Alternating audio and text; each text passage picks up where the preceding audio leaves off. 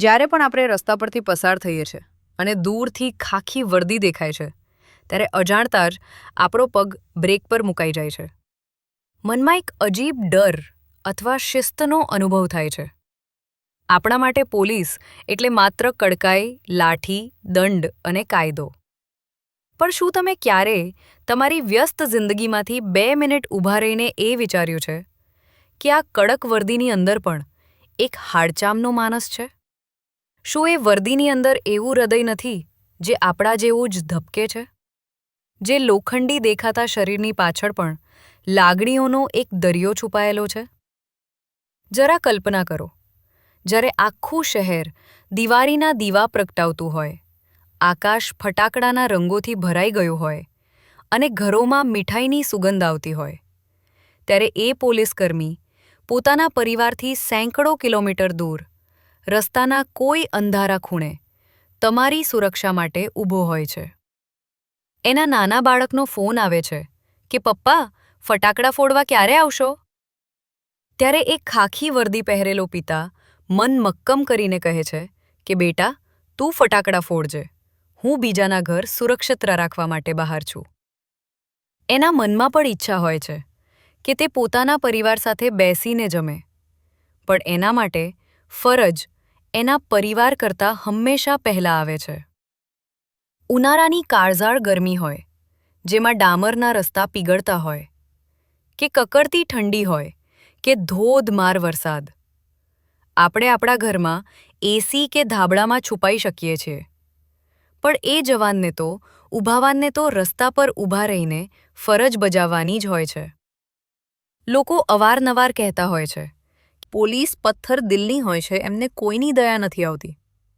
પણ સાચું પૂછો તો આ પથ્થર જેવી દેખાતી વ્યક્તિ પણ અંદરથી રડી પડે છે જ્યારે તે કોઈ લાવારીસ બાળકને રસ્તા પર ભૂખ્યું તરસ્યું જુએ છે અને તેને ખોળામાં લઈ પિતાની જેમ વહાલ કરે છે, ત્યારે એની સંવેદના દેખાય છે. જ્યારે કોઈ ભયાનક અકસ્માત થાય અને લોકો વિડીયો ઉતારવામાં વ્યસ્ત હોય, ત્યારે આ ખાખી વર્દી લોહીથી લથબથ ઈજાગ્રસ્તને પોતાની ગાડીમાં નાખીને હોસ્પિટલ પહોંચાડવા દોડે છે. 24 કલાકની ડ્યુટી, અનિદ્રા, માનસિક તણાવ અને ઉપરથી લોકોનો રોષ, આ બધું જ સહન કરીને પણ એ હસતા મુખે સમાજની વ્યવસ્થા જાળવવાનું કામ કરે છે. શું આપણે ક્યારેય એમને પ્રેમથી એક પ્યાલો પાણી પૂછવાની તસદી લીધી છે? કોરોનાના એ ભયાનક દિવસો યાદ કરો. એક એવો સમય જ્યારે કુદરત રૂઠી હતી અને મનુષ્ય મનુષ્યથી ડરતો હતો. સગા ભાઈ બહેન કે લોહીના સંબંધો પણ એકબીજાને અડતા ડરતા હતા. ત્યારે આ ખાખી રસ્તા પર ઊભી રહીને લોકોની સેવા કરતી હતી. હોસ્પિટલની બહાર હોય કે સ્મશાનની બહાર, પોલીસ પોતાની જાનની પરવા કર્યા વગર ઊભી હતી. કેટલાય પોલીસકર્મીઓએ આપણને બચાવવા માટે પોતાના જીવ ગુમાવ્યા. કેટલાયના પરિવારો પાયમાલ થઈ ગયા. શું આ બધું કોઈ રોબોટ કરી શકે?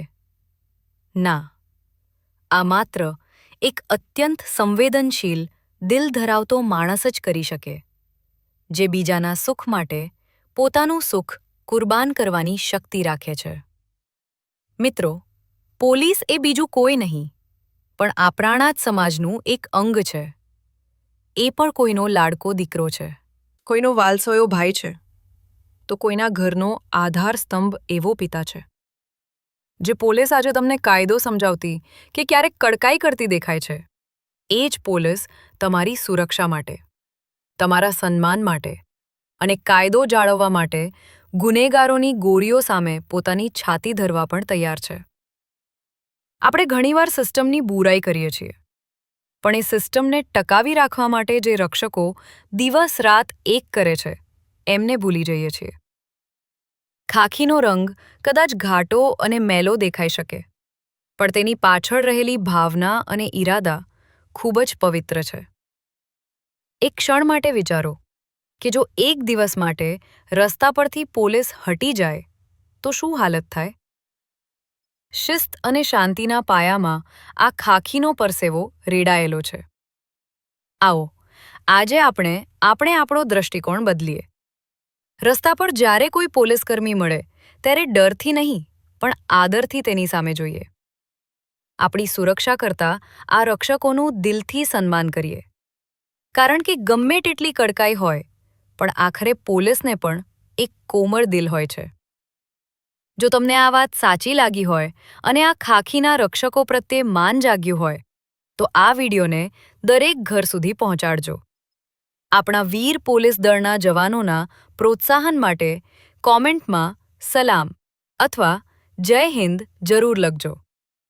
આવી જ હૃદયસ્પર્શી વાતો અને સાચી હકીકતો જાણવા માટે અમારી ચેનલને સબસ્ક્રાઇબ કરવાનું ભૂલતા નહીં.